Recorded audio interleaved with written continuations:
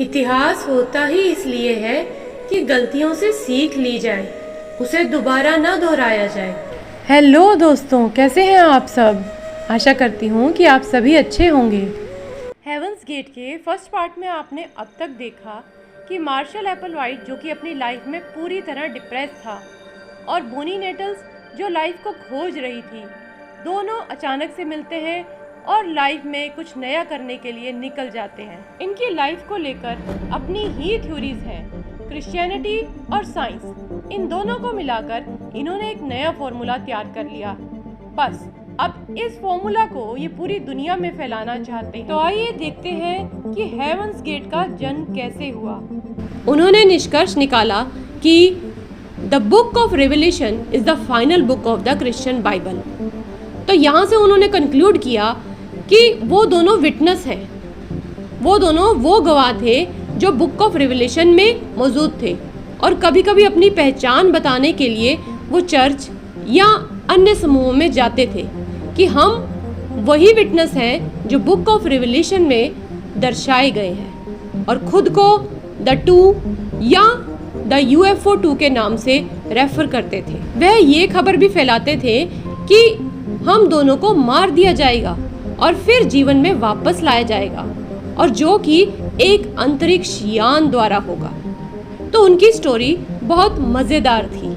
उन्होंने खुद को धर्म से भी जोड़ लिया और साइंस से भी जोड़ लिया, परंतु उनके इन विचारों को किसी ने नहीं माना। अगस्त 1974 में एप्पलवाइट को किराए पर ली गई कार को वापस ना करने पर उसे गिरफ्तार कर लिया गया और 6 महीने के लिए जेल में भी डाल दिया गया। उस समय एप्पलवाइट ने ये कहा उसे भगवान ने ऑथोराइज किया है कि वह ये कार रखे। एप्पलवाइट की रिहाई के बाद बोनी नेटल्स ने एलियंस के साथ संपर्क बनाने का संकल्प लिया और समान विचारधारा वाले अनुयायियों की तलाश करनी शुरू कर दी। उन्होंने अपनी मीटिंग्स के लिए विज्ञापन भी प्रकाशित किए जहां उन्होंने शिष्यों की भर्ती की, और वो कहते थे कि वह उन लोगों को ढूंढ रहे हैं जिन्हें वह नेक्स्ट लाइफ तक, नेक्स्ट लेवल तक पहुंचा देंगे, जो कि एक बहुत ही बेटर लाइफ होगी। दोनों ने शायद ही कभी उपस्थित लोगों से पर्सनल रूप से बात की होगी। केवल फ़ोन नंबर ले लिए जाते थे और फिर उनसे संपर्क किया जाता था। उन्होंने स्टार्टिंग में अपने संगठन का नाम the anonymous sex alcoholics calibrate church, but इसको बदलकर बाद में इन्होंने द ह्यूमन इंडिविजुअल मेटामॉर्फोसिस रख दिया, यानी कि ह्यूमन इंडिविजुअल का काया पलट कर देना।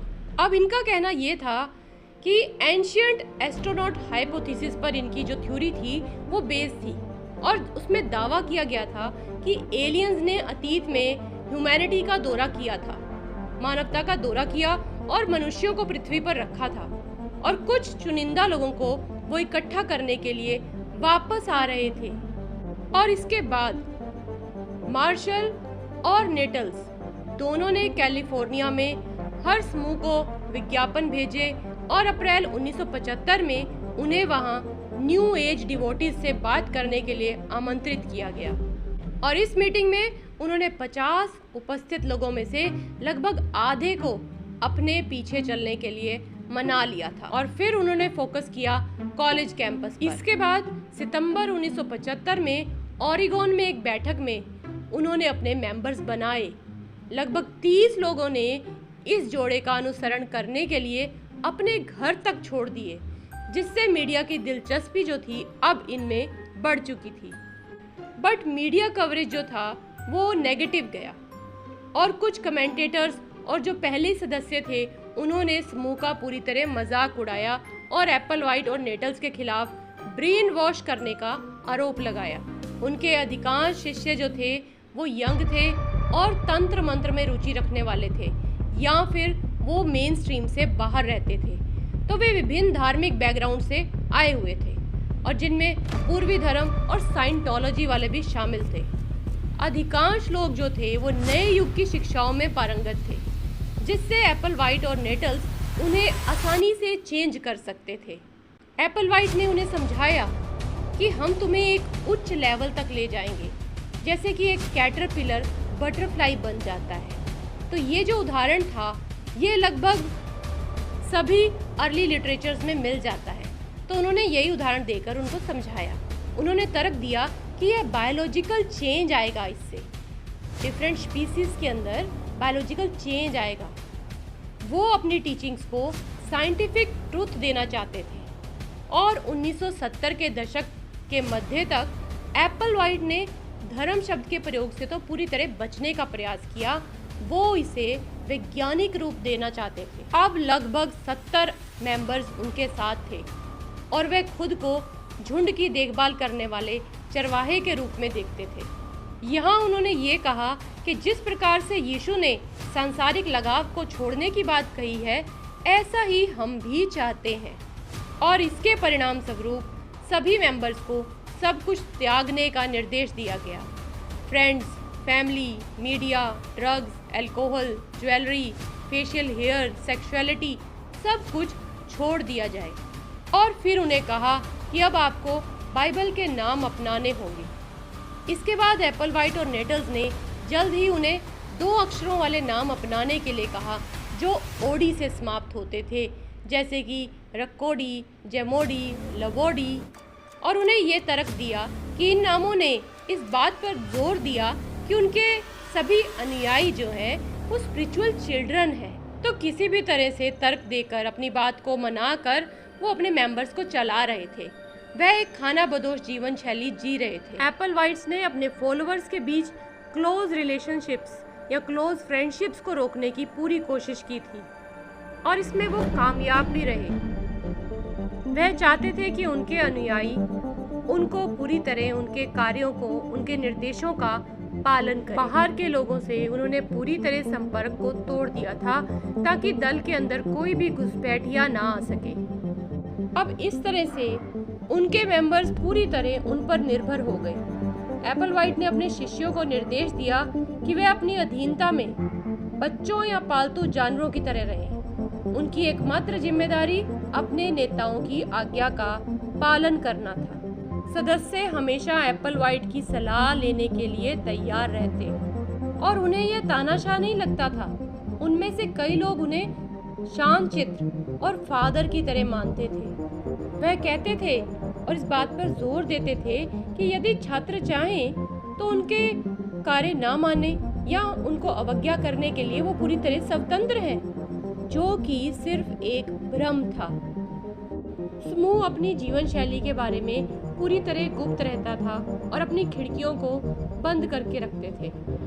एप्पलवाइट और नेटल्स ने अपने मेंबर्स की जीवन शैली को, लाइफस्टाइल को एक कैंप के रूप में तैयार किया और उन्हें एक नेक्स्ट लेवल पर जाने के लिए तैयार करते रहे। उन्होंने अपने शिष्यों के जीवन को हर मिनट डिसिप्लिन रखा और जो इस लाइफस्टाइल के प्रति डिसिप्लिन नहीं थे उन्हें छोड़ने के लिए कहा, क्योंकि एप्पलवाइट अपने ग्रुप में क्वांटिटी नहीं क्वालिटी चाहता था।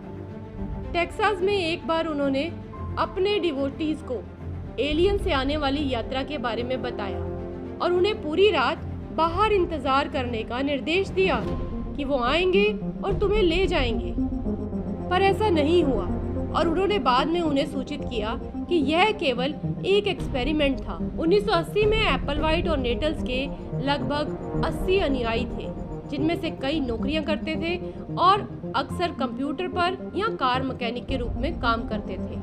और इसके बाद एकदम से नया चेंज। 1982 में इस जोड़े ने अपने शिष्यों को अपने परिवारों को कॉल करने की अनुमति दे दी और 1983 में थोड़ी और फ्लेक्सिबिलिटी दिखाई। अपने अनुयायियों को मदर्स डे पर अपने रिलेटिव से मिलने की परमिशन दे दी गई। उन्हें केवल थोड़े समय के लिए रुकने की परमिशन थी और उन्हें यह इंस्ट्रक्शंस दी गई थी कि वे अपने परिवार को बताएंगे कि वे एक मोनेस्ट्री में कंप्यूटर की पढ़ाई कर रहे हैं। तो इन छुट्टियों का उद्देश्य सिर्फ यह था कि परिवारों को संतुष्ट किया जा सके और उन्हें बताया जा सके कि उनके बच्चे अपनी मर्जी से किसी समूह के साथ रह रहे हैं। अभी समय ठीक होना शुरू ही हुआ था कि 1983 में नेटल्स की मृत्यु हो गई। नेटल्स को कई साल पहले ही डॉक्टर्स ने डायग्नोज किया था कि उसे कैंसर है, जिसके चलते नेटल्स को अपनी आंख का सर्जिकल ऑपरेशन करवाना पड़ा और उसके बाद वह 2 साल और जीवित रही और 1985 में मरते हुए एप्पलवाइट ने अपने अनुयायियों को बताया कि उन्होंने यानी Bonnie Nettles she travel to the next level, और उसके अंदर इतनी एनर्जी थी कि वो अब धरती पे नहीं रह सकती थी, इसीलिए वो नेक्स्ट लेवल में जा चुकी है। एप्पलवाइट की इस बात को सभी ने स्वीकार कर लिया, परंतु एप्पलवाइट अब बहुत उदास हो गया और इस दौरान उनके छात्रों ने उनका पूरा समर्थन किया और उन्हें प्रोत्साहित किया। खुद को फिर से डिप्रेशन से बचाने के लिए, जो लोनलीनेस वो अपने लाइफ में फील करते हैं उसे ख़त्म करने के लिए मार्शल ने एक समारोह का आयोजन किया और उसने इसमें सिंबॉलिकली अपने फॉलोअर्स से विवाह किया और ये अटेम्प्ट था यूनिटी को एंश्योर करने का। एप्पलवाइट का दिमाग हमेशा चलता रहता है और यहाँ उसने अपने अनुयायियों को बताया कि उन्हें नेटल्स ने पीछे छोड़ दिया है क्योंकि उन्हें अभी बहुत कुछ सीखना बाकी है। एप्पलवाइट का मानना था कि उनके समूह की आत्माओं को एक अंतरिक्ष यान में ले जाया जाएगा और जहां वे अन्य शरीरों में प्रवेश करेंगी।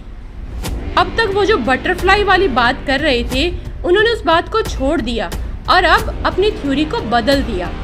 अब वो शरीर को मात्र एक कंटेनर, एक वाहन जिसमें आत्माएं प्रवेश कर सकती हैं और बाहर निकल सकती हैं, इसके रूप में उन्होंने उसे डिस्क्राइब किया। उसका मानना था कि सेक्सुअल अर्जेस जो हैं this is the work of Lucifer the devil, और उन्होंने बताया कि डेविल द्वारा अधिकांश मनुष्यों का ब्रेन वॉश किया गया था और उनके अनुयायी जो थे वो इस नियंत्रण से बिल्कुल मुक्त हो सकते थे। एप्पलवाइट का समूह 1992 तक अदृश्य रहा जबकि वह हल्की फुल्की ज़मीनी हरकतें कर रहा था। जब उन्होंने 1992 में 12 भाग वाली एक वीडियो श्रृंखला रिकॉर्ड की जो कि सैटेलाइट के माध्यम से ब्रॉडकास्ट की गई थी और इस श्रृंखला ने एक यूनिवर्सल माइंड का परिचय दिया, इसके बाद उन्होंने कम से कम $30,000 अपनी एक फुल पेज की एडवर्टीजमेंट निकाली इन USA टुडे में और जिसमें उन्होंने धरती ख़त्म होने की बात की और इससे ये हुआ कि उनके पुराने 20 फॉर्मर मेंबर्स ने फिर से उन्हें ज्वाइन कर लिया। 1990 के दशक की शुरुआत में उनकी सदस्यता जो थी वो कम होने लग गई थी। अब इन दल बदलों की संख्या कम होने से एप्पलवाइट को एक सेंस ऑफ अर्जेंसी का एहसास हुआ और मई 1993 में ग्रुप ने अपना नाम रखा टोटल ओवरकमर्स एनोनिमस और 1990 का दशक यानी कि वर्ल्ड वाइड वेब का टाइम, इंटरनेट का टाइम। अब एप्पलवाइट ने अपनी कुछ शिक्षाएं इंटरनेट पर पोस्ट की, लेकिन उन पोस्ट की बहुत आलोचना हुई। ये वो वर्ष था जब उन्होंने पहली बार ही first spoke of the possibility of suicide कि वे सुसाइड करेंगे as a way to reach the next level, और उसने ये एक्सप्लेन करना शुरू कर दिया कि इंसान को सब कुछ त्यागना होगा, सिर्फ सांसारिक चीज़ें नहीं, इंक्लूडिंग अपनी बॉडी भी, अगर उसे नेक्स्ट लेवल तक पहुंचना है। और उस समय संगठन का नाम बदलकर हेवंस गेट कर दिया गया। अब जो समूह के अनुयायी थे वो इतने ज़्यादा समर्पित थे कि एप्पलवाइट और 7 अन्य लोगों ने सर्जिकल कैस्ट्रेशन का विकल्प चुन लिया क्योंकि वो सेक्सुअल डिज़ायर्स को ख़त्म करना चाहते थे। शुरू में उन्होंने एक सर्जन ढूंढने में मुश्किल तो आई, लेकिन एंड में उन्हें मेक्सिको में एक सर्जन मिल गया। एप्पलवाइट के विचार में कामुकता सबसे शक्तिशाली शक्तियों में से एक थी जो मनुष्य को उनके शरीर से बांधती थी और इस प्रकार नेक्स्ट लेवल तक पहुंचने के लिए वह बाधा उत्पन्न करती थी। उसने सबको सिखा दिया कि next level beings they had no reproductive organs but devil beings had genders, और उसने यह भी कहा कि according to New Testament there would be no marriage in heaven, स्वर्ग में विवाह नहीं होगा। उसने सभी सदस्यों को एक जैसे कपड़े और बाल कटाने की अपेक्षा की, ये दिखाने के लिए कि हम सब एक फैमिली हैं। अक्टूबर 1996 में समूह ने एक मैंशन किराए पर लिया इन कैलिफोर्निया और उस साल उन्होंने 2 वीडियो मैसेज रिकॉर्ड किए जिसमें उन्होंने अपने दर्शकों को last chance to evacuate the earth पृथ्वी को खाली करने का आखिरी मौका, इस बारे में बात की। And around the same time they learned of the approach of comet Hale Bopp, और उसी समय धूमकेतु हेल-बोप नाम से आकाश से गुजरने वाला था। सिर्फ इतना ही नहीं, एप्पलवाइट को विश्वास हो गया कि नेटल्स धूमकेतु के पीछे एक अंतरिक्ष यान पर सवार थी और उसने उनसे मिलने की योजना बनाई हुई थी। उसने अपने मेंबर्स को यहाँ तक कहा कि जहाज उन्हें साम्राज्य के गंतव्य तक ले जाएगा और सरकारी साजिश के तहत जहाज के बारे में जानकारी को दबाने का प्रयास किया जा रहा है। अब जो मेंबर्स थे वो तो अंधे हो चुके थे, उन्हें मार्शल की बात सच लगी कि सच में ही कोई स्पेसशिप आने वाला है। मार्च 1997 के एंड में स्मू ने खुद को दूसरों से बिल्कुल अलग कर लिया और फेयरवेल स्टेटमेंट्स देने लगे। कई मेंबर्स ने अपने अंतिम संदेशों में एप्पलवाइट की बहुत प्रशंसा की और एप्पलवाइट ने भी अपनी मृत्यु से कुछ समय पहले एक वीडियो रिकॉर्ड किया था जिसमें उसने आत्महत्याओं को समूह का अंतिम निकास यानी कि last exit, the final exit of the group, we do in all honesty hate this world, हम पूरी ईमानदारी से इस दुनिया से नफरत करते हैं। अगर मार्शल की लाइफ को देखा जाए तो वो पूरी तरह से दुनिया से नफरत करता था और वही विचार उसने अपने मेंबर्स के दिमाग में भी डाल दिए। The suicide begins on March 22। सभी मेंबर्स ने बारबिचुरेट्स और अल्कोहल लिया और फिर अपने सिर के ऊपर बैग रख लिया। उन्होंने नाइकी के जूते और काले रंग के ट्रैक सूट्स पहने थे जिस पर लिखा था Heaven's Gate away T. Dead bodies के पास एक बैग रखा हुआ था जिसमें कुछ डॉलर्स और उनकी आईडीज रखी। मौत 3 दिनों में हुई। एप्पलवाइट मरने वाले अंतिम 4 में से एक था। 3 असिस्टेंट्स ने उसे आत्महत्या करने में मदद की और फिर खुद को मार डाला। इसके बाद एक गुमनाम सूचना के कारण पुलिस को हवेली की तलाशी लेने के लिए आना पड़ा और उन्होंने 26 मार्च को वहां 39 शव को देखा। एप्पलवाइट का शव हवेली के मुख्य शयन कक्ष के बिस्तर पर पड़ा हुआ पाया गया था। मास सुसाइड ने मीडिया को उकसाया और एप्पलवाइट का चेहरा 7 अप्रैल को द कवर्स ऑफ टाइम और न्यूज़ वीक में दिखाया गया। मार्शल ने पूरे समूह को सामाजिक रूप से बिल्कुल ही अलग कर दिया गया था और उन्हें इतना ज़्यादा उनका इंडोक्ट्रिनेशन किया था कि वह पूरी तरह से उसके डिसिप्लिन पर चल रहे थे। कई छात्रों ने तो लगभग 20 वर्ष उसके साथ बिताए थे। मार्शल सच में ही बहुत बड़ा मैनिपुलेटर माना जाता था। उसने अपने अनुयायियों में इस हद तक विश्वास और भय पैदा कर दिया था, विश्वास प्लस भय पैदा कर दिया कि उनके पास उनसे यह सवाल करने का कोई कारण ही नहीं था कि वह जो कह रहे हैं वो सही है या गलत है। इन बातों को समझना बहुत कठिन है।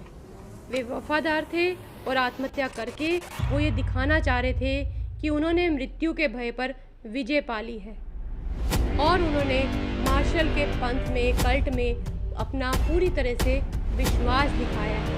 तो यह है हेवंस गेट की पूरी कहानी। तो दोस्तों, यह कहानी उन डिप्रेस्ड लोगों की है जिनसे बात करने वाला शायद कोई है ही नहीं, या वो अपने जीवन में इतने उलझ चुके हैं जिन्हें कोई ना कोई साथ चाहिए, और अगर साथ ऐसा मिल जाए जो उनकी मृत्यु का कारण बन जाए तो वह कभी भी सही नहीं हो सकता। हमेशा जीवन को उठाने वाला ही सही होता है, ना कि जीवन को गिराने वाला। सत्य कड़वा जरूर होता है पर समझ आ जाता है, और झूठ की उम्र लंबी नहीं होती। तो सच बोलिए, कुछ देर की परेशानी ज़रूर होगी पर हाँ, लंबे समय के लिए बहुत अच्छा रहेगा, क्योंकि ज्यों-ज्यों झूठ बढ़ेगा त्यों-त्यों धोखा महसूस होगा। दोस्तों, चैनल को लाइक, शेयर और सब्सक्राइब करना ना भूलें और अपने कमेंट